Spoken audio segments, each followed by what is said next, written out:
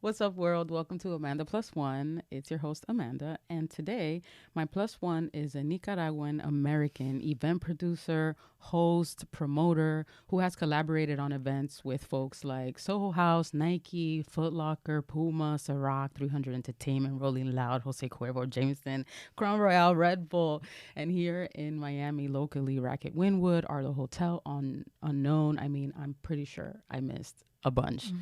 Norma Moreno, a fellow Gemini, has been throwing parties and concerts and putting on for her community here in Miami for more than 10 years. So technically, you can call her the plug. Hi, Norma.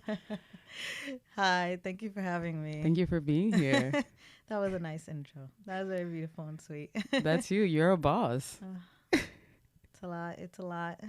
Well, I don't know if you know, but usually for my guests, I bring a drink. And today we have a mocktail sponsored by Martini and Rossi. It's yummy. It is, yeah, a non-alcoholic aperitivo. There used to be alcohol in there. They send it somewhere in like Europe or something and they extract the alcohol. And so it tastes real good.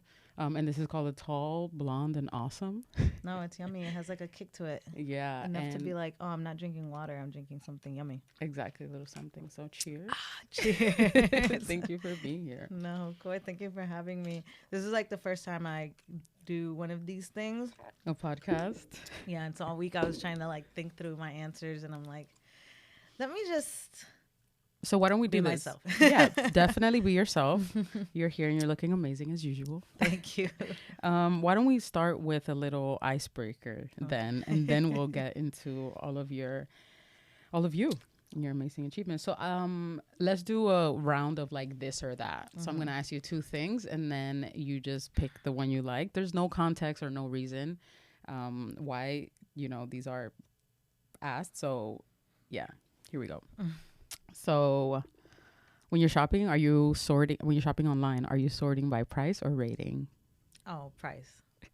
Glass half full or glass half empty? Oh, half empty. You planning ahead or last minute? Ahead. Working hard or hardly working? Hardly working. Shout out the soft life. Day job or side gig? Day job. Rich and famous or rich and unknown? Rich and unknown. Owe money or owe a favor? Oh, a favor. Ambition or comfort? Comfort. Shopping online or in store? Shopping online. Introvert or extrovert? Introvert. Hot girl walk or stairmaster? Ooh, hot girl walk. New York or LA? Ooh, New York. Pool or beach? Ooh. Probably pool. Test the waters or dive in the deep end? Test the waters. These are good ones. Right? Okay. Speed or accuracy? Ooh, accuracy. Store activation or album release party? Store activation. 11 p.m. or 2 a.m.? 11 p.m. These questions would have had different answers like 2 years ago, but now it is all about the soft life now. I'm Isn't very that great? proud. I'm very Yes. happy and fulfilled in my soft life. I'm glad that you said that these answers would have been so different before, because I'm sure I'm not the only one. Anyone that follows you on social media or is like big time rooting for you has sensed like and has seen and witnessed and read about this like huge change that you're going through now, but you're also still throwing parties and you're putting on events and you're in the nightlife space and promoter. What's that like as a woman? Because I mostly see dudes that are promoters trying to get the girls in the club and like Yeah. all these things. But how has it been for you? Because you've been doing this for more than 10 years now. Yeah. I think it's so uniquely Miami, being one, like a promoter or being in nightlife. And I got my start in the nightlife world when I was 21. And I think inherently I have always been so hesitant and so scared to do the wrong thing. And I think when it comes to like being in the nightlife world and being a promoter, it helped me because it helped me steer away from, making mistakes that I could have made earlier in my career. But I had my defenses up basically for 10 years. And and it's allowed me to be able to work with these powerful people and to work with intimidating folks and to work with men and to see the things that I've seen. And so naturally I had that barrier up, and it's only now that I see like maybe I had it up too long and too strong for the wrong people. But it did protect me, so I am thankful for it. But it is extremely hard. It is really weird, and I think so much of of all of that is the reason why I became a product of the Miami nightlife scene. And I'm only now in my 30s kind of stopping and realizing, oh, I never really got to experience what it was like to be taken care of and to have people take care of me, and to ask myself, what is it that I want? And ask myself, like, how do I feel about this? And what do I think about this? So much people pleasing. And maybe as a male promoter, you're like, oh, this is what I'm supposed to do or something. But as a female, just like the people pleasing and the trying to make other people happy and constantly hosting makes it that now I'm like I'm maxed out. Like I'm okay. But it is extremely frustrating, extremely hard. And I always was the person I am right now. So, having forced to like, wear dresses and heels to, to drink with the girls, make girls drink, thinking that the drinks were the position and the lead into like a fun night, trying to force an energy, trying to push an energy, making a successful energy, having relationships or friendships with other promoters. What does that mean? There's just so much. It gets so complicated, but it is really, really hard. And it's definitely not for the weak. And yeah, I mean, I'm grateful it got me to where I'm at, and I'm thankful that I did things the way I did. But if I could talk to Norma when I was 22, I would have said like, like, listen to yourself first, but it is really hard. Yeah. Wow. You are from Nicaragua. My parents are. Your parents are from Nicaragua. Yeah. You were born here in Miami. Yes. And I'm pretty like, how was it growing up Latina in Miami? I always felt like it's so strange because I guess they call this, well, it's probably for like more Mexicans, but I'm definitely like a no sabo kid. And I'm not proud of it because when I was growing up, it came from being like necia and being stubborn. And, it's so funny though, because I grew up speaking Spanish only, and I only spoke Spanish, and I didn't even know English. I was an ESOL and everything. And then once I got Americanized and went to school, I completely kind of forgot, all of my Spanish. And I had a tia who raised me, and for years, everyone in my family, my tias would be like, "Oh, you need to learn Spanish. It's going to be good for you to know both languages for your work, for your jobs." And I'd be like, "We're in America. You need to learn English. I don't need to learn Spanish." And then then I'm like 28 trying to take a Spanish class and do Duolingo, and I cannot do it for life, but I just need to practice more, honestly. It's just that I'm not around people to talk it. And it's not like, I'm talking to my Uber driver that's not practicing. I need like conversational Spanish. But growing up Latina, my mom's a hard ass worker. And she was super Americanized too. She Americanized herself and was going to school. She has like 3 degrees. And, so my parents are divorced, but I love my dad and my mom. But growing up in Miami is really a unique experience. I love it. I've lived everywhere.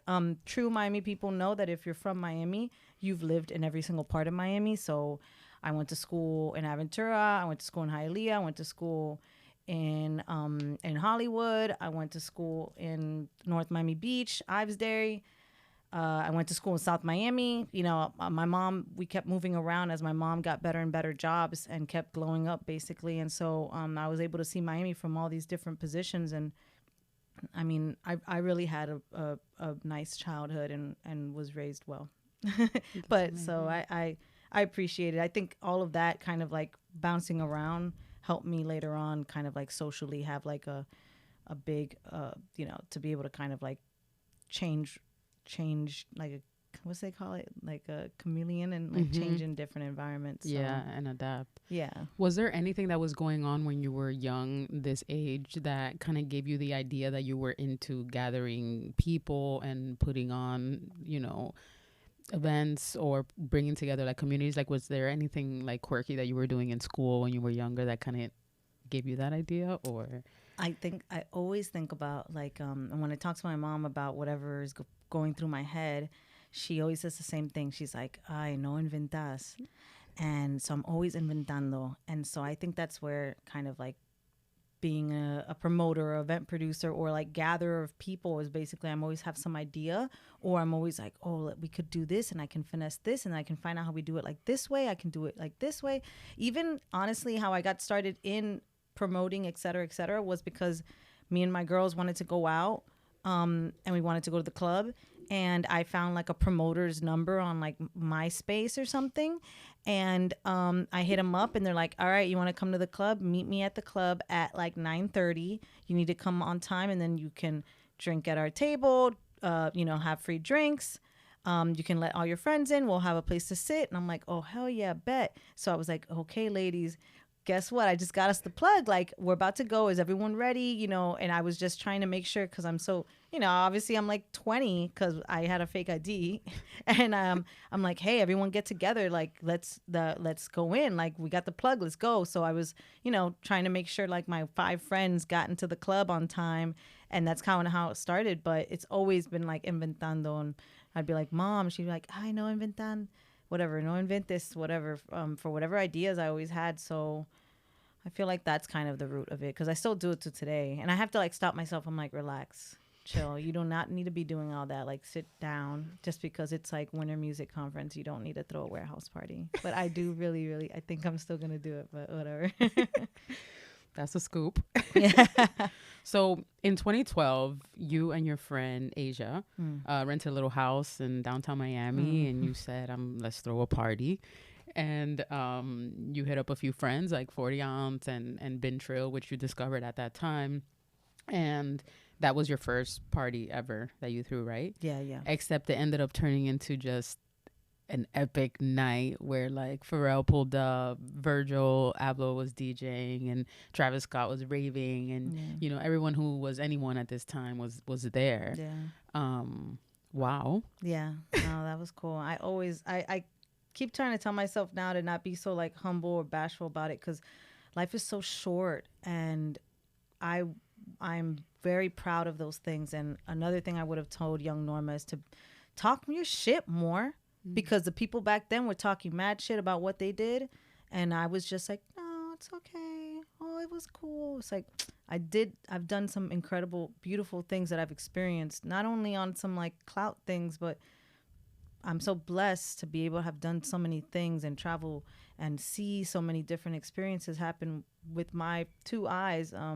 That night was, it was shocking. Even as like, I don't even think any of us realized what was going on. We were just having fun. And also that was like such a moment in time, like Bin Trill hats and things like that. Like that was still blog era. I missed that. Tumblr era. Tumblr. I wasn't a big Tumblr person, but I tried to be. I felt like that was like such, you had to be like that mysterious, cool, stylish person to be like a Tumblr person. But me and Asia really, really tried to just express like what it was like to be 2 girls that had interest in what was niche things at the time, like streetwear, like, you know, like Rosewood era Kanye stuff, like, you know, sneakers, collecting sneakers, streetwear, and music, whatever we liked at that time. And it all was like an accumulation of like, we used to go, what Art Basel was before it was Art Basel was like, I think the second Saturday of every month in Miami. In this Wynwood area, they used to, it was a bunch of warehouses with a bunch of art galleries, but they weren't like nice art galleries. They were in like actually probably an HGAB, you know, in a building that just had art, and they would have wine and wine and whatever out every second Saturday. And that was called Art Walk. And we used to go every month. And so and then I guess Art Basel came, and then everyone started, no one really did parties and stuff then. And so we were like, oh, we should do, because we had been hosting stuff and people would hit us up to promote whatever local events were going on in Miami. One day we were like, oh, let's try to do our own. And that's the thing. 40-ounce van was a thing that we used to look at, or I used to look at the Tumblr. And then I was that's when Kanye was like blogging. So I was a big Kanye fan. And so I saw the Bentrill movement and I was like, this will be cool. And I literally found like info at Virgil at KanyeWest.com is what I emailed. And then I found a guy on Twitter. I put Miami Ciroc and I saw that there was a guy that he was the Ciroc rep here. And, it was just, that's what I'm saying. It was back when like things were so easy to be like, I think this is kind of cool. Let me put this together. And and it started the beginning of like us doing events and basically seeing the capability of like how, if you really have like an idea, you can bring it to fruition. Yeah. And what do you think you still carry from that very first event to like an event that you're throwing right now, year like 10, 12 years later? If I do an event, and especially now in my soft life era, if I do an event, I want it to have like intention, purpose, and that there's like a cultural like need for it, and that there's kind of like a representation of something that's not being like amplified in Miami. And I do think that, people have a certain perception of Miami. And I was so proud then. And it was really cool to see people like Virgil embrace Miami in that way. But Miami is cool. And Miami's not just where you come and dump and do your, bridesmaids, spring breaks, and just come here and dump on us all your chaos. There's people who live, breathe, grow up here, go to school here. I went to an antique fair, like there's normal life here. And we are also cool. So much of me growing up, so strange. And I don't think I'm like cool like that, but people would think I'm from New York. They're like, oh, you're from New York or something? It's like, no, I'm from Miami. What? Because I'm dressed cool. Like I dress a certain way and because I have a certain swag or something? Like, no, we're cool. We're from Miami. And I'm from Miami and I like to collect sneakers. I'm from Miami and I like Kanye. I'm from Miami and I like, I don't know, the cool art. Like, I like Jeff Koons or something. I don't know,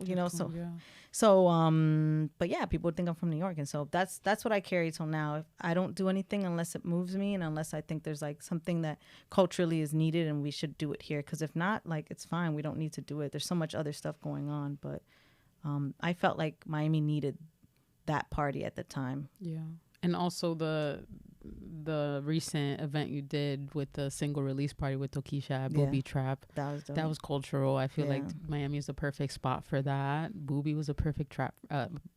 Yeah, it was a perfect trap for that. There was like Dominican flags in there. Like that was awesome to see. Like what was that experience like? I think that was your first time working with a strip club, particularly to put on an event. How was it? No, that was pretty cool. I mean, the strip club part was like hell. Because that's like, I only like to work with spaces in Miami primarily if I have like a relationship and there's someone on my side, to help me, especially with something like that was so client facing. And so and it was my first time working with that client. So it was like hell to work with the strip club, where if I'm talking about having my guard up, that was like my head. I'm like, it's called Booby Trap. Like they're trying to trap me, and not just because I have I've got a credit card that I can swipe. I'm like, I don't feel safe here. And right now that's all I listen to is like, how safe do I feel? And so it was very challenging, but it was really cool. And I'm like, damn, this is the stuff I get to do now. And it's all the no's I say. And like, yeah, this is the stuff I want to say yes to. But it was really, really cool culturally, because I'm like, damn, I wanted to book Tokisha so bad when I first heard about her. And so it's like, it's okay. Like, I don't need to book her now. Like, I just got paid by her label. So it's all good. Like, it's so crazy. Well, speaking of you wanting to book her, when you first heard her, you have a good ear for music. When you first heard Rima, and he came, you brought him over to Miami, and now he's like, performing in front of like huge audiences. And same thing with Travis Scott back in 2012. Like you have a good ear for music. So like what artists do you think right now are like on the up and up, or that you're enjoying that maybe not a lot of people know about, or maybe that you even want to bring down to Miami and kind of do something with? I haven't had that feeling in a second. It's so crazy. And I like was looking through my texts the other day, and I'm like, damn, I wish I could screenshot it but for what? It's like, I just have to hold it in my head. But I wanted to book Tyler, like, wow. That had to be like a year ago. And I had text Addie, my friend, Silent Addie. And I was like, damn, I really like Tyler. He's like, who are you talking about? I'm like, Tyler, because I was listening heavy to like the Major League DJ, I'm a Piano album. And I'm like, damn, there's this song. I really like her. I'm like, and I think I tried to email someone to get in contact with her, but it was weird. It didn't go through or something. And I was like, damn, she's going to be dope. And then look what happened. And I'm like, damn, I need to work for a record label or something. Because I'm like, damn. But I haven't. Right now, I just been sticking to, I just listen to the same things all the time. I guess it's when someone pops in. I guess I don't have an answer for that yet. And I'll let you know, because when in my head, I'm like, I have had so much good shots now. And I'm in my soft girl era is like, I'm like at peak confidence level. And I'm like, next time I have that, I'm going to grab a friend with money and just say, let's go. But yeah. Like, trust me, we just got to do this. Let's go. Also, shout out Silent Addie. Yes. Love me some Addie. One of my favorite DJs out here. No, he's great, and he's a good person. And in Miami, it's hard to find good quality people who mean well. And so I love all my DJs. I feel like all the DJs in Miami, we've all been coming up, working hard. And he's one of the real ones. So yeah. Yep. What I love about you and the way that you put events together is that you start from scratch. Just even you telling me about this part in 2012 where you went on Twitter, type in Miami Ciroc, and then got your sponsor. And like, all these things is that you tap into your people. You tap into your friends. Like, you have creative friends. You have DJ friends. You have friends in the liquor space. You have friends that, have spaces, like, and you go to them first. You're not always working with outside people. You're not always just kind of like getting a production company to like help you do it. It's just kind of like like calling your friends, hey, like, can you come through? Or are you here? Are you in town? Or let's make this happen. And this is going on. And I have this idea. Can you, help me put it together? Like, let's do this. Yeah. As much as it pains me to ask people for help, because I think naturally us as women have that issue. But if I'm going to ask people for help, it's going to be the people that are around me and that I can trust and that I hope can see the vision and understand why it's important to me. So if I need like some sound equipment, I'm going to call up Disco Neo and the Bashman crew, and they're going to make sure, and he's going to put on his own, he's going to treat it like it's his own event. And to me, that means a lot. So I will also say I've been a where there's a will, there's a way person since the Inventando era. Like, I'm a person, if I want that purse, I'm going to sit on it and think about it for like 2 or 3 weeks. And also in between all that time, I'm going to be looking for coupon codes. I'm going to ask my homegirl. I thought she works at Neiman Marcus. Don't I got the Prada plug? I'm going to go around and try 5 different ways to get at it before I get to it. So at that time, when I was young and I was in college, I was like 100% Googling Ciroc Miami. It's so funny. You know who it is? Who ended up being? Chi-Chi. You know Chi-Chi? I Johan. think I've seen him on Chi-Chi from the Yayo. Okay. Whatever. He was like right hand, like Ciroc guy. But it's just so funny.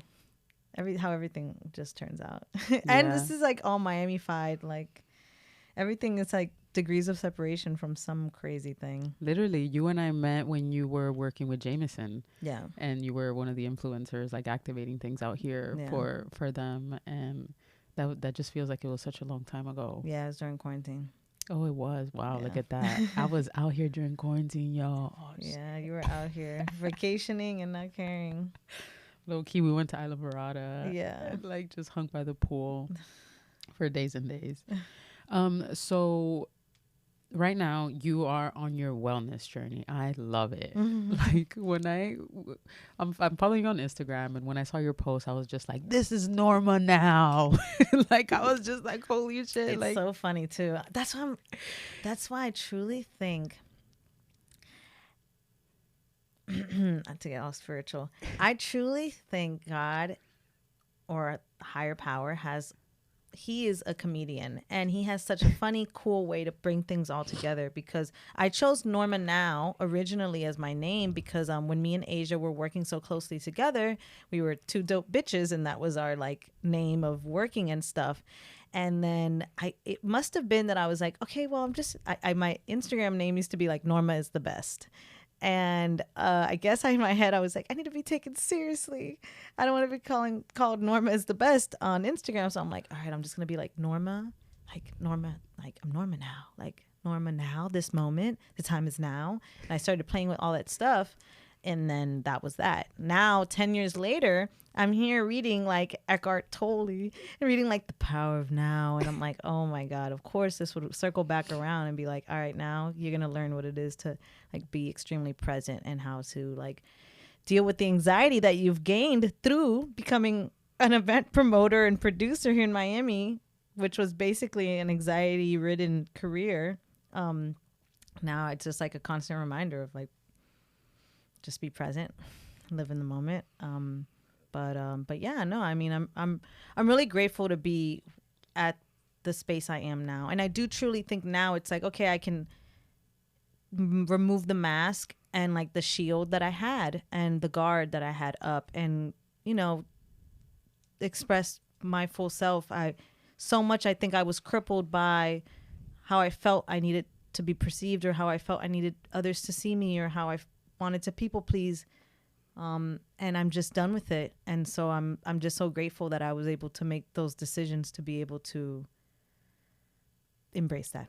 Is that what you mean by having your guard up, that you were like back then when you were in a different space? Like, was it you protecting yourself for other people, or just just social anxiety and trying to people please, or like what do you mean by like your guard was up when you were doing all this work before in the space?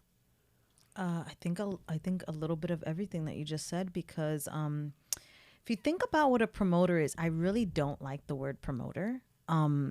To me, it has a bad taste, because when you think of promoter, or when I think of promoter, I think of when you're walking down South Beach and there's guys on the corner and they're holding stupid wristbands and they're like, club art. And you're like, no. And they're like 21 plus, free shots. And there's just like someone on the street that's like trying to tell you to come to the club with them. And, you know, even though my life might have started like that, it was never on the street like that. Like, I just got the girls around and we just all went to the club. And I treated it more like, yo, we just finessed a bottle. Do you want to come tonight? And that's how it started. But I never worked with a club or worked with a business that I didn't believe in what the event was. Like, any place I was promoting, it was like a party that I cared about and that I thought was cool. It was a venue that I felt comfortable with. I never did anything that didn't feel like I couldn't co-sign it. And I think that has become a lot of my career, is like co-signing certain things here that I feel like speak to who I am. And a promoter is basically, at the end of the day, take away the cool shit. A promoter is like forcing you to do stuff, or asking you, or convincing you. 100% you're trying to convince other people to do what you would like them to do. And that's, hey, even if you said you're coming on Friday, can you make sure you come before 10? Please, when you come before 10, can you say my name at the door? Can you say that you came with me? Okay, cool. Can you sit down here at my table? Wear a dress. Wear some heels. Hey, are you please wear dress code? Hey, can you? Hey, bring a friend. Hey, drink. Do you want a drink? Here's this drink. Are you guys vibing? Are you vibing though? You're not sitting here with like a bitch face, right? Or are you guys having a good time? Like, it's a constant check-in process. It's a constant like worry. To me, it was a worry. I'm sure other promoters are not like worrying, I guess, but to me, it was like a constant like, is this okay? Is this going fine? Am I fine? And then the club, oh, we think you have too much guys. Oh, whatever. The girls aren't pretty, or whatever it is. It's like, bro, this is so much. So over time, I was, had to, that's what I'm saying. My perceptions of things developed that's what I'm saying. Now I'm like, I think things didn't feel right. And I was, here trying to force people, some friends would be like, I don't want to come. Oh no, I don't want to drink. I'm like, boo, you're no fun. That's whack. It's like, that's not no way to live. I couldn't even see when I mean, now I'm in my 30s, like, understanding boundaries. I didn't understand what those things were at a certain time. I think being a promoter, you're just like giving, you're giving. So you think now, like, if I want to go do something now, I'm like, I'll just go alone. Do you think even on my off time, I'm not even a promoter anymore, but I want to be like, hey, you want to go see the Arts Center new deco ensemble? Well, what time? 8. Well, I don't know. Do I have to wear something nice? Yes, I guess so. It's like, at that point, forget it. I'm going by myself. I'm not here to like force people even when that's not my job anymore, But so I'm saying, I think I'm like pooped out socially, but in like a really strange way, because I've just been overly social. So now I'm like introvert when I would have been extrovert. And honestly, I probably was an introvert this whole time, but being forced to be an extrovert. And then what helped me be an extrovert and not care about the little voice in my head that felt uncomfortable was alcohol. And it's alcohol and social anxiety stuff, but I'm not gonna give it that much power, that it is alcohol. But you have to build a mask. You have to build a shield. And so a lot of people think or thought I have like bitch face. And a lot of people think or thought I had an attitude or thought I was a bitch. And it's like, there's way more going on inside of me than you think. So if you come say hi to me and I'm like, hi, it's like, it's not that I'm being a bitch. It's like, girl, I got like a tornado of thoughts going on right now. Like, you don't even know I don't want to be here. And now I got to look at you and be like, hi, do you want anything to drink? Oh my God, shots, guys, or what? Like, no, it's horrible. So what's your life like now? Like, putting that other life aside, or we can kind of pull from that, but like what are your days looking like? I'm in your wellness fitness team group chat, and so you really push people to get their 10K steps in a day, which is something that is like suggested by the general surgeon for just good health. And you're actively so openly sharing your wellness journey and your new life. You just posted up a video asking for help to like get off Adderall because it's something that you've been prescribed to for a while, but now maybe you're finding that you want to do that in a different way. And so like, what are your days looking like now? And what are some of your struggles, and how has your new life that you have chosen and that you're giving yourself actively every day, how has that changed your friendships and your relationships in your life? Packed question. So you can take it one by one as you want. Well, about I had felt that after in Miami, I guess when we met, Miami and the coronavirus and the lockdown was such a special moment in time, because all of us were wilding out, and there was a curfew here, I guess, for people who don't know, but there was a curfew here. And once the clubs opened up and once party places started to open up, everyone was YOLOing until 10 p.m. when the curfew hit. And around that time, I was now, just like all of us, being forced to think, all right, we got to go back to work now. So the clubs open up, the party, it's party time. I'm like, damn, I guess I can go back. And now there's like a space to do parties and make some money and stuff, because we're all so desperate to be outside. So I started doing parties and stuff again. And, I just started feeling like, what's more? I need more. Is this the end all? Where can this go? And for about a year, I had been ruminating in that decision of like, okay, I've been working for myself, so grateful and so blessed to have been working for myself for 10 years. I never really had a boss. I was YOLOing, hustling, figuring it out every single day. But I had felt a calling for something bigger. And I was like, damn, I really want to learn the next step in my career and figure out what's that next step. So I started asking the world, what's my next step? What's my next step? I was yelling out loud. I was emailing every single email, literally emailing Virgil, every one that I could put. I'm like, if there's one time for me to use these emails, it's going to be for like, hey, can you look at my resume? Is there any suggestions? I'm open to criticism.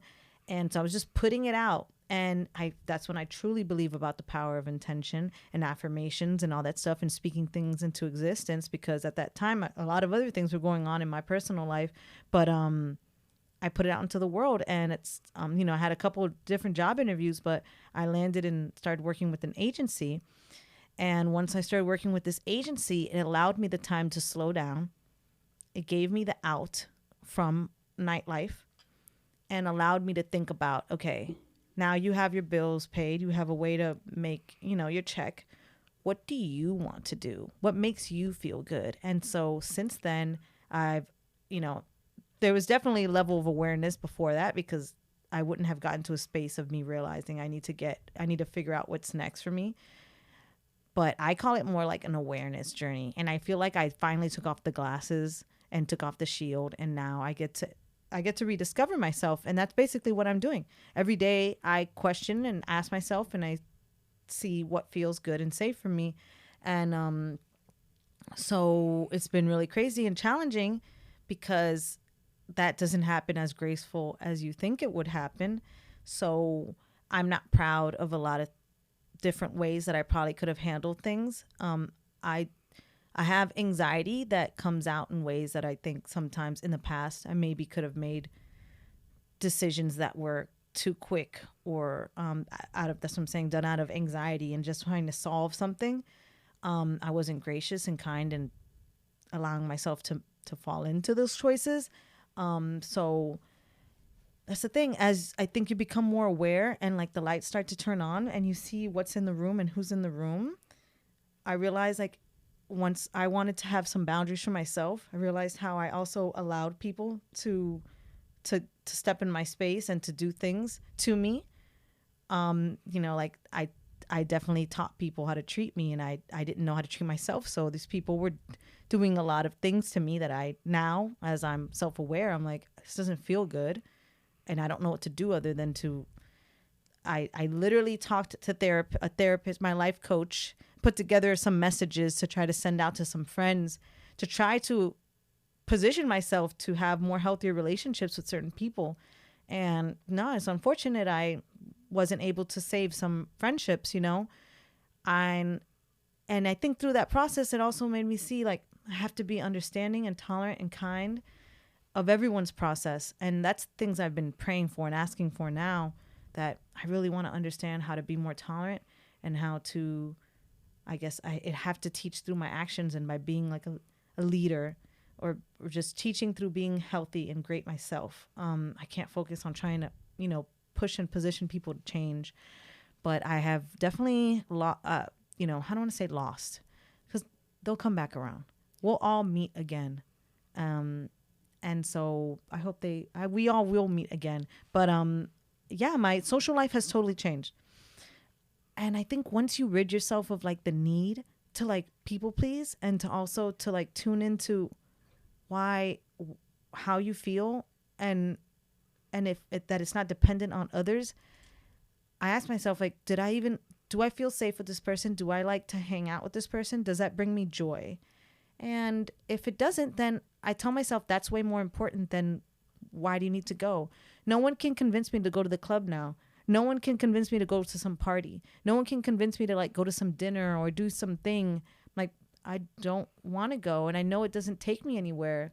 Before, people used to, I had a friend in the past who used to be like, oh, come to the club tonight. ASAP Rocky's going to be there. Oh, come to the club tonight. Timberland said he's on the way. I'm like, and I used to be like, oh, fine, I'll go, just to make that person happy.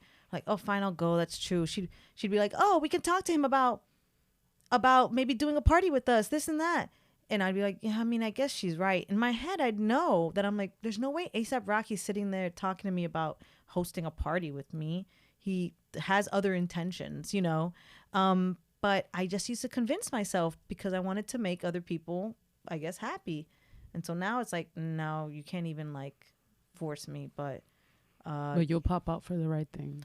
I mean, I will, and now again, only I'm learning, like, I will go, and then I'll just leave right after. Mm-hmm. And that's the thing. Anyone that doesn't understand friendships, relationships, or whoever, if they don't understand my position on it, then that's someone that I don't really want to kind of hold a relationship with. And that's okay. They're okay. I have also come to the realization, some people we just don't work well together as Mm-hmm. friends, and that's okay. That's fine. Yeah. Because it's hard to be like, oh no, I want them to like me. It's like, it's okay. They don't have to like you. You're not everyone's cup of tea, but I am great. And so I mesh well with some people, and then I don't with some people, and that's okay. Yeah. That's been very hard for me to accept myself in friendships, that it's like not everyone's going to like me. So I can't drive for that. I can't force a vibe with someone. And if I am no longer friends with someone, that's fine. I love how you put it, which is like, we'll meet again. I want to have that Yeah. certain kind of feeling towards some friendships. But I'm saying that now because I'm in an optimistic mood. mm-hmm. And that's also the way that we should think. But it's because I want to, I am, because I'm speaking in power, I am letting go of resentment. And that's the only way. I do not want to pass on this earth and someone is like, well, she and that girl never talked again. It's like, that was silly. And so as I work through those feelings, I might just circle back on them. It might be like in a couple months, or it might be in a year or two. If they haven't came back, I might circle back just to like let it go. But it won't be, then it's like, ball was in your court. It wasn't me. But I just hope that everyone can understand, like, that's what I'm saying. I have to let go of the resentment myself though too, and then be like, oh well, they just were maybe going through some things, because that's the only way that I can think about it. Yeah. Even like, I guess, sucky ex-boyfriends and stuff, it's like they were going through some things and they are sick too. I heard something in a speech the other day where it was like, you know, the people who are mean to you, like, why would we judge them when they're just as sick as you? They're sick. So if why because they're going through something, we think they're crazy, or we think that, oh no, I don't know, I don't mess with her. It's like, but if she was sick in the hospital, you'd be like, oh, pobrecito, pobrecita, poor guy. It's like, no, it's poor guy now. Like, I don't know what she's going through, but poor person. Mm-hmm. They're going through something. And you said you were reading Eckhart Tolle, which he is one of my life gurus. Like, I read A New Earth, and that book changed my life. Like, literally, I finished that book and my life was different. Yeah. Like, absolutely. And one of the things that, you know, he says is that he ties everything to ego. So like, if you are upset at someone, or you have these opinions about someone, or you feel some type of way about someone, that is your ego. So you have to also kind of like, you know, put that aside. But I'm constantly checking that, and that's what's crazy. I hear Eckhart Tolle, so I feel like, I don't know if you're like me, I'm gonna assume so too, because Gemini stuff too, but I'm in my head all day. That's another thing about the friendship stuff. I'm in my head all day, 24/7. I'm thinking, I'm constantly regulating these thoughts. Do I look nice? Is my makeup okay? Am I standing straight enough? Am I being feisty enough and fun? Like, did I respond to that email? Yeah, like, what am I supposed to do? Constantly thinking about that stuff, and more than likely, sometimes they're super negative facing. So I don't want to hear myself sometimes, and I'll do Eckhart Tolle. I have New Earth and Power of Now on like audiobook. And whenever I'm having those days and I'm revving up, that's what I call it to myself. Like, I'm revving up with these bad, like roller coaster tornadoes, whatever. I'll just press play and hear him like in the background. Like, he's just like a constant other voice, because I'd rather hear his voice that he's like, and that's what's crazy, is that no matter what I'm going through that day, I could have been like doubting myself from something, and I press play from wherever the last time I pressed played, and he starts talking about, of course, the thing I was ruminating on that day. And with my friendships now, or even just like the environments I want, like, I'm hearing bad stuff all day. The last thing I want to hear when I get together with anyone, if I'm choosing, like, peace is by myself, right? Peace is like in alone, in solitude. We're chilling. We get to control our environment. If I choose to step outside and go eat dinner, the last thing I want to do is hear, if it's going to be chisme, shit talking about something bad happened to you, about something, a gossip about some celebrity, like some bad stuff.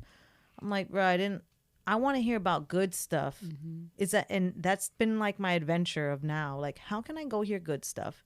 Like, you know, I'm so basic in my head. I'm like, is it like I go to church? Is it I go to like, I don't know, AA meetings or something? Like, where do you hear about people who are like optimistic about the future and just have like fun things to say? Because I'm like don't have that, you know, and all my past social scenes and groups were kind of based around like, you know, basically talking shit and like it's like nah, I don't want to get together and talk about like what we could do or what we should have done or what someone else did. I'm like trying to talk about like, isn't it so nice to do this and isn't it so nice to do that, and there's like hope and beautiful and optimism and this and that, you know. So I'm definitely like in a self-isolating era, but I kind of like it, and I'm gonna let that like thrive for a bit. Yeah, and that's where it starts, because what happens after this is that you find ways to be with other people and still feel safe and still feel positive and confident and in power and grounded. But first we do have to have that isolation, and that was quarantine for me. That was the pandemic. Those 2 years I was in a studio apartment in the Bronx by myself, working from home. Yeah. Like I had just left my 11-year relationship and moved out by myself. I was literally like on my own, and then started traveling by myself. And there was points where You were traveling a lot too. Yeah, and there was points where I would be in the mountains in Mexico. Nobody knew where I was. Not my mom, not a friend, no location sharing, none of that. Like nobody knew where I was, just me. That was intentional that you didn't share location? It wasn't. Well, like, I don't. Oopsie, like because that's kind of. I will say that's one of my. That's something that frightens me, because I can travel alone and stuff. So I'm like, should I do that more? And now lately I've been doing that. I'm gonna go alone, but traveling alone I feel like is a big thing to do. Yeah, it is. But I knew that I needed it. And you see how now you're like, am I going to go out, or am I going to hit up somebody to go out with me? They asking too many questions. Let me go by myself. It was kind of like that. Yeah.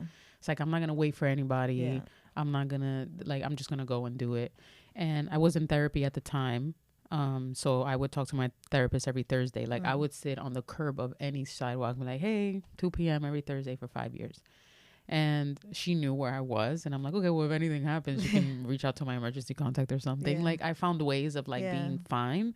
Or if I spoke to my mom, I'm like, oh, I'm in Merida now, but I'm taking the bus to Valladolid. And then after that, I'm getting on a plane to Mexico City. And then, I'll be in Oaxaca. So like if she can track me from what I told her and just kind of keep that going, that was enough for me. Your paper trail. Yeah. Or I'll tell a friend like, oh yeah, I'll be in Puerto Escondido tomorrow. And then if he has it in his head, then that's enough for me. But there's times I would realize and I'm like, oh, well, maybe this is not safe. It didn't bother me in any way, but I needed it. And that's where I felt peace. That's where I felt safe and I felt good.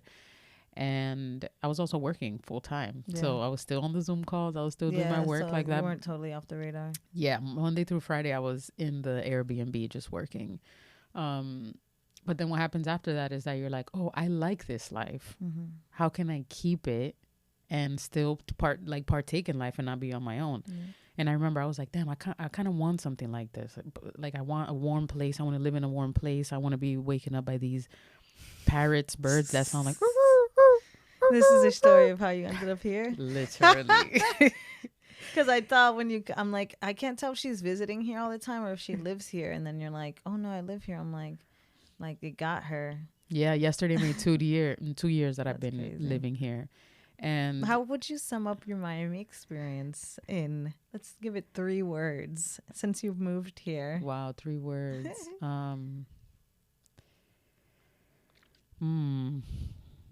Tranquil. Yeah. I want to say love because I found my person here. Oh, wow. Which was very unexpected. And I don't know, I feel renewed. I know these are all ways that I feel, but yeah. No, I mean, I would never expect those words. Mm. I've seen so many cycles of people coming and moving here. And I always laugh about it because with guys, I guess, that, a lot of guys, when you, I don't know, whatever, in the scene, they'd be like, guys come for Art Basel. And they're like, damn, man, I love it down here. I think I'm going to move here. I'm like, okay, dude. You think this is like life? You're like going to Booby Trap and going to 11 and like whatever you think is like happening. Like, oh, man, that's not real life, but okay, cool. And people come down here, they do their like trip and they go on like a crazy spree of whatever they think is this life for like 2-3 years. They burn out and they find themselves a little girlfriend. and then they chill out and then decide that they can't be superstars and go work wherever they have to go work or something. But everyone always gets burnt out, and it seems like you came here and got to find some peace. And maybe it's like our age too. That it's like, oh, I'm ready. Maybe because you had that. That's what I'm saying. You had that awakening already. You're like, I'm good. I don't have to. I can skip all the BS. Yeah. And I had at that time I had a friend, probably one of my closest friends at that time, and she had moved here. And then she was like, you have to come. You have to come. Oh my God, you have to come. And from my time in Mexico and stuff, I was like, I already know I want a warm place, but it has to be within the U.S. government, and it has to be in the same time zone as work. Like, I can't, just go abroad to live. And then Miami was the closest thing to that. So I was already inching closer to here, but her being here was just like, okay, cool. Then, let's do it. Yeah. And then moved here literally a month later. We stopped being friends over some nonsensical stuff. Isn't that so funny too? They also say when you come here that you could go come here on a girls trip and then you lose your friends. Yeah. Yeah. It happened that way, but after that, it's like my life went right into what it needed to be. So it was that had to happen. It's unfortunate, like friendship breakups hurt, and they suck sometimes more than relationships because they know you in a way that maybe your partner doesn't, and all of that. But Miami has been great, and I'm on my way out, actually. I'll tell you more after the episode, because the people out there will find out when they do. But 2 years here was great. And how does that feel to tell yourself, okay, I'm okay to move on from this chapter? Oh my God, it feels so good. It feels so good because it's true. Like, there's nothing in me that is just like, wait, but like, are you sure? Give it 1 more year. Does this person that you're with want to go too? Yeah. That's why too. 1,000%. Yeah. Because I'm in that era. I've been toying with now what's next for me, or am I bored, or is this just peace? Big question, and I am unsure. I've been ruminating in that question for like a year now, and that's why I've been tug of warring and going to New York and spending time there and convincing myself and romanticizing the city and like hanging out in like Bed-Stuy and going to like the bodega, and I'm like, la la la la la, love it here. Oh my God, love that guy on the corner. He's just so cool. Oh, look, that Puerto Rican dudes that are looking at me. Oh, I love them. Like, just doing the most, and then coming back here, and I'm like, ugh, And so in my head, I've ran upon the question so many times, but I'm like putting it to the world, which has always trustingly given me the answers. So I stopped over freaking out about it and forcing it. And so I'm letting it just chill. But I'm like, more and more, sometimes I'm like, I think my job here is done. It's time for me to move on. And then things will happen and some opportunity will come. And I'm like, damn, I might have some more work here. Like, I might need to, maybe I am supposed to be here and help build a new community or shed some new light on something else. And so I keep going back and forth. I don't know what to do. But I haven't felt that feeling. Like, sometimes I will feel like, oh, okay, it's time to move on. And then it goes away. Do you think it like stays when it's supposed to? Yeah, stick? like I have a moving date, like it went from I think we're going to do this till we're doing this. But all of those things you're feeling are correct. So you probably still do have a little more work to do here. It probably is already time to move on, and move out. Like, all of those things are true. But at some point you'll know, and you're going to start feeling one more than the other. Like, maybe you'll do that extra work and then you go, or maybe you go, like you travel a lot. So you've seen the world. The world's huge, and you've posted on whenever you go to New York, you're like, oh, it's like I belong here. Almost every time you're just like, I could just like be myself here. I don't have to do anything. I don't have to prove myself. It's a great place for that. I spent 30 years in New York. Like, so who knows? Maybe that's your next place, or do you want something a little more peaceful? Then I go. At this point in my life, that's a thing. That's also such a beautiful, crazy thing. At this point in my life, and I think yours too, we are so blessed to have options.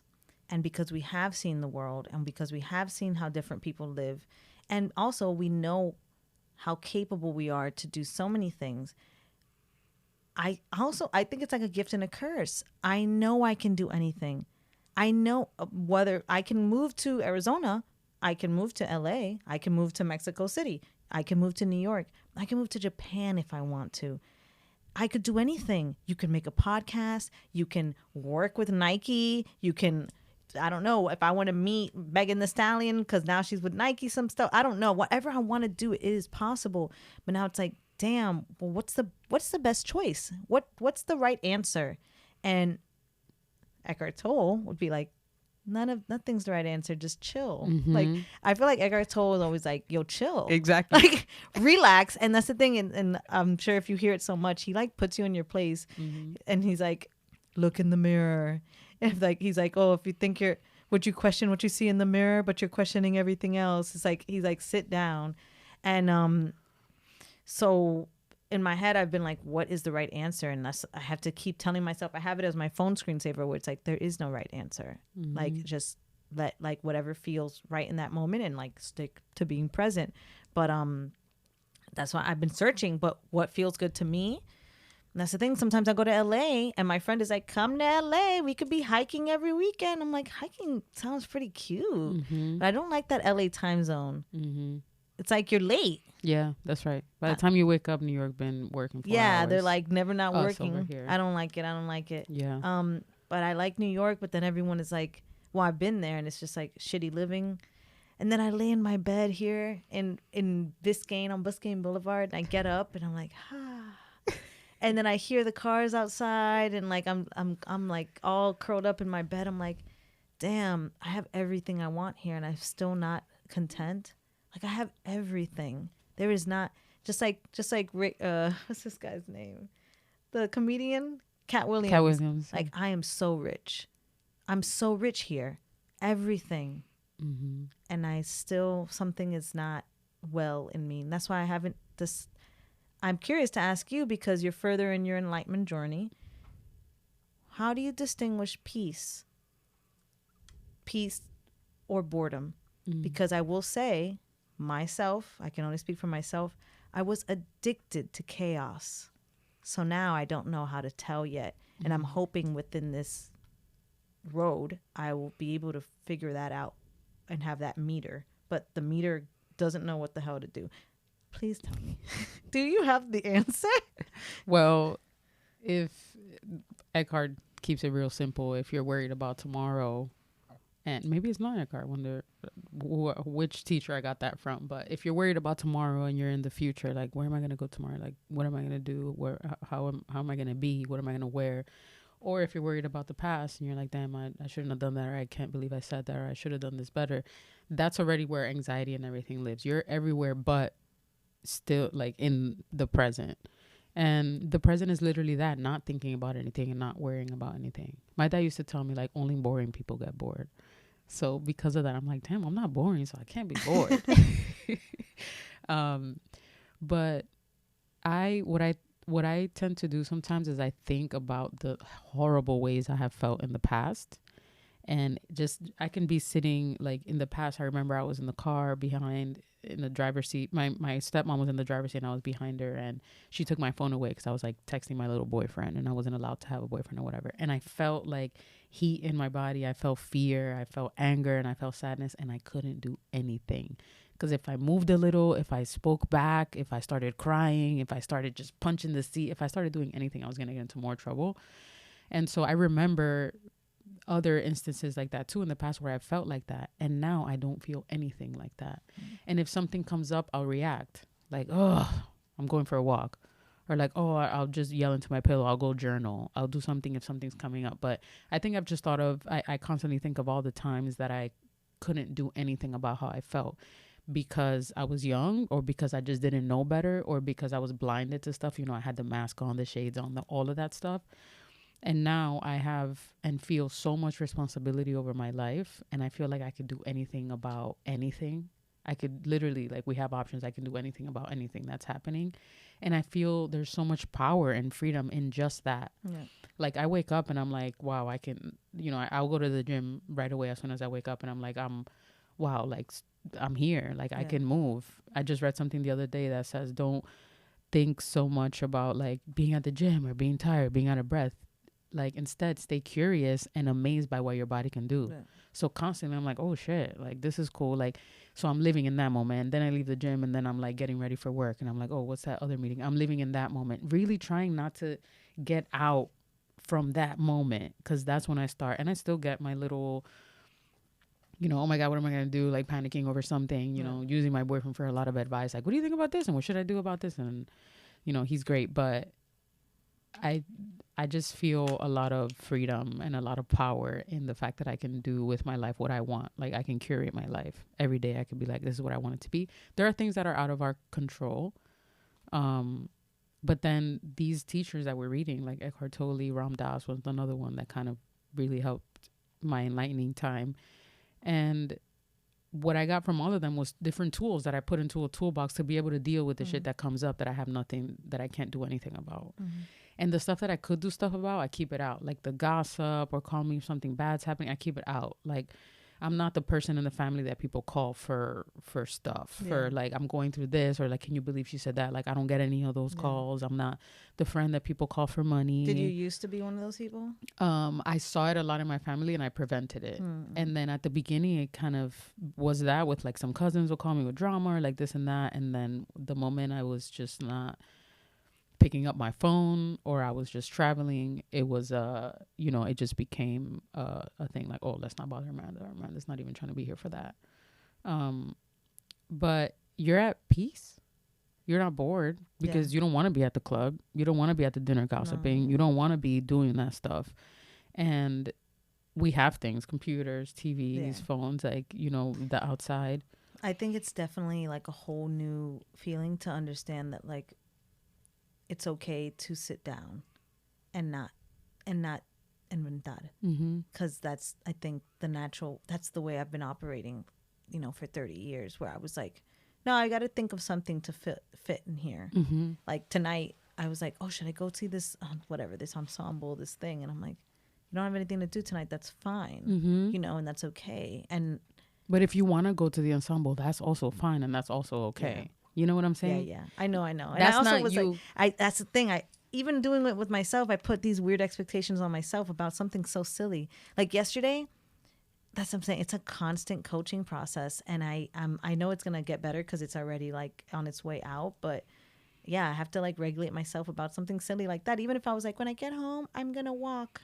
It's like, Norma, you're home and you don't feel like it. And I'm like, Norma, it's okay. And I'm like, it's okay, Norma, you're not walking. That doesn't mean you're a loser. It just means that you didn't even know if you wanted to go anyways. You don't need to go. It's okay. And then I'm like, all right, it's okay. But I don't know. I mean, I definitely, I still struggle and pull with that. But I do too. And I like to think that I have done a lot of healing work. And two therapies that have helped me really quick. One is like when you're sitting down and you're just like, oh, I'm bored, or that's all up here. Like, shatter, like a chatter. I should be doing this, or maybe I could go to that. But if you stop and you look around down here, you're like, wait, but I'm in my house and I'm comfortable and I'm like in my bed, and that's okay. And tomorrow's another day. And like, if I want to go, then I go. Then you're like, what do I smell right now? Oh, I'm smelling, you know, my deodorant or my dinner that I just finished cooking. It's in the air, or someone outside smoking weed is coming through my window. And what am I tasting in my mouth? Oh, I still taste that, you know, sour power straw. I was just eating, you know, and like, what am I hearing? Oh shit, that's a car. Someone's like, no need to fucking honk. Like, you know, or someone's like, they just shut the door in their car. And this is like your presence. Senses. You're bringing yourself into the present. Exactly. So you go through one of your senses one by one. And then even there, like if you're not touching anything, you can feel your shirt on your skin on there, like while you're sitting there. You can literally, like, however you want to do it, picture it, feel it. Or if your hand's there, you can like just, you know, touch the suede. So then I come back in and I'm like, okay, well, now I'm here. This is a good place to decide from. When the chatter is there, is kind of hard. That's one therapy. And the other one was IFS, internal family system, which kind of presents the idea that we have a lot of different parts. So if you're by you, I'm saying like centered you, like the Norma that knows. She's not conflicted by, am I going out or not? Am I bored or not? Like she knows, and she's actively doing what she wants to do, which is just like, maybe she just wants to sit there. And so like you were saying, you were walking the other day and you're like, Norma, like, no, like if you don't want to go, you don't even know if you want to go. Like if you don't, those are two parts talking to each other. And the centered you is just literally watching these two parts going back and forth. Like just talking to, I want to go, let's just stay home, or let's just go out. Let's just stay. You are the center person that is like literally a box that's holding these two people in there. And you're just watching them go back and forth. That's the real you. Yeah. And then at some point you can say like, sorry, like, can I please have some room? I just need a moment. Or like, if let's say you do want to go to the ensemble, and then you can say like, you can tell that other part that wants to stay home and is afraid of what might happen when you're just outside or whatever, then you can say, give me a moment. I want to go to the ensemble. I want to check it out. I love you. I know you're trying to protect me because you know I like my comfort and I like to be home, but today we're going to go see the ensemble and I'll come back. And you just, same thing like when you're hungry. That's another part of you that's coming in. Maybe you already ate, but you want to eat more. And that's maybe emotional. And then you're like, give me a minute. I already ate. Like, let me just kind of get, you're talking to all your parts. You're never like berating them. I've never talked like that to them. You have to be nice because at the end of the day, when you get into them, when you get to know them and you talk to them more, they're trying to protect you. Yeah. But they do get in the way of allowing you to do things that you do want to do. So like, you know, if there's a part that's the manager part that's really checking like, okay, but you said that you don't want to go out and now you want to go out. So like, which one is it? And this and that. And then you can also tell her like, hey, I know you're trying to manage it. I know you're trying to keep our life together here, but I just need a moment. I'm actually going to decide to do this and that's it. Yeah. I'm not saying all this because you're already in your head all day, right? So we don't want to keep doing that. But what that does is protect us from thinking that we are these parts of ourselves. You're not that bored part. You're not that hungry part. You're not that tired part. You're not that like, you know, sober part. You're not that alcoholic part. You're not any of those parts. It's the therapy is for, in the way that I understood it anyway, is so that you know that you're none of those things, but you have all of those things in you, and that, you know, alone is really powerful. Oh yeah. And right now you're really early on into the place, and you're doing it right, which is just like being alone until you can really gather. And there are going to be safe people that are going to come into your life. You're like, yeah, let's go. Do you want to go for a walk? Do you want to work out? Do you want to go get dinner at a place that's like, I'm like social experimenting. That's what I call it. So now everything is like a little test. Like everything's been removed. And so now I can like peacefully bring some little things in. And then I haven't really felt any like no's, but it is like a super testing process. So I appreciate that advice because that is true. And the constant working that's supposed to be happening, and you being alone right now and not really feel comfortable with that is supposed to be happening. That phase is going to get to its point at some point. Like you got here because you couldn't live the way you were living before. So now you're going to get to a place where you're just like, all right, I've done it. I feel safe. I can go out and say no to whatever I want to go out to. I can go out for an hour and come back. Yeah. That's where I'm at. And I'm like, damn, what freedom. And that's even then like the decision of not drinking right now is like, I don't want to. And it has nothing to do with anything or anyone or anything specifically, except that I don't want to. And I want to I'm reevaluating all my relationships. So might as well do it with the one with alcohol. And I think it's super intertwined with living in Miami, the relationship that a lot of my friends and me had with alcohol. And we don't realize the kind of horrible habits we formed. And so maybe other people have the superpowers that were built with a different toolkit, but I realized I'm like, I need to understand my toolkit better. And so I'm reevaluating every relationship. So I'm like, wow, what a beautiful freedom every day that I get to wake up and like flex and try a different muscle, and even like working out and stuff. You asked me about like what my days look like now. Like my days are, I'm so proud now, I'll say, and I know since you're a fitness girly, I am done being like a couple of months back, I was talking to my friend. I'm like, well, you know, I eat like this, and you know, I need to go for my steps. And she's like, Norma, that we already know you do that. You don't need to remind us that you're on a diet. You tell us like every other day. Like I'm not imposter syndroming about my, you know, when people say like, oh, you know, in the next year, my new year, I just want to be like a fit person and this and that. It's my lifestyle now. And I'm so proud of that because it is who I am. It's a part of waking up and thinking about working out. Is now just a part of your routine, just like it is brushing your teeth and making your breakfast. You need to work out. Now it's just what time does it work better? And it's probably best in the morning.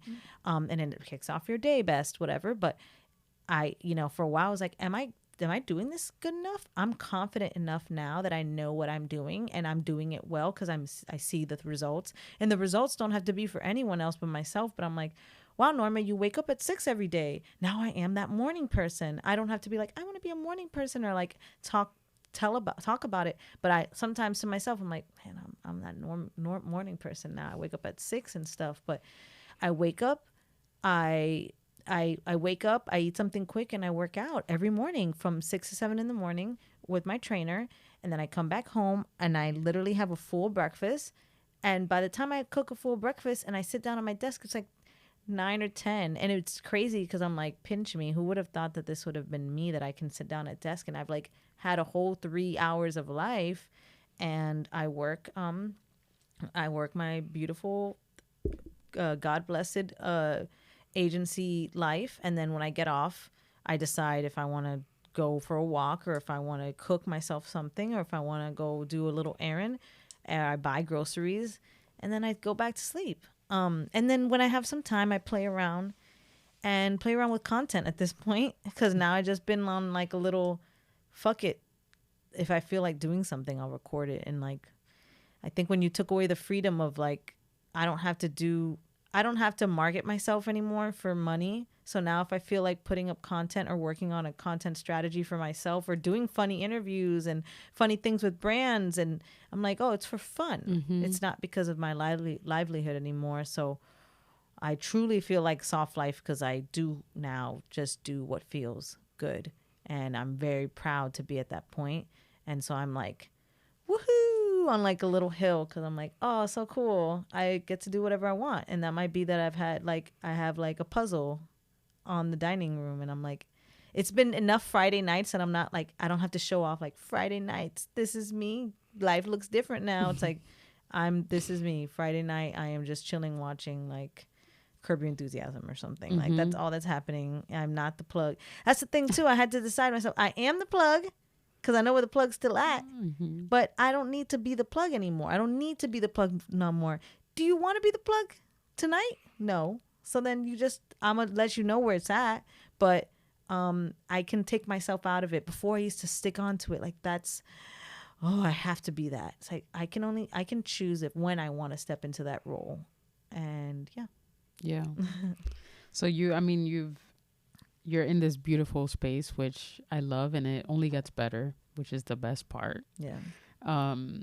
And you've also done like all these things that we spoke about, from, working with just Travis and Virgil and Pharrell that pulled up to your party. And then you even brought Doja Cat to 1-800-LUCKY with lunch, I think a few years ago. And, Tokisha at Booby Trap, but you're also in this new space now, and you have taken a step back from doing your event productions, or at least these types. Like what are some of your goals now that you have, both in this new space that you're in and, encompassing and keeping in mind all of these things that you've already done?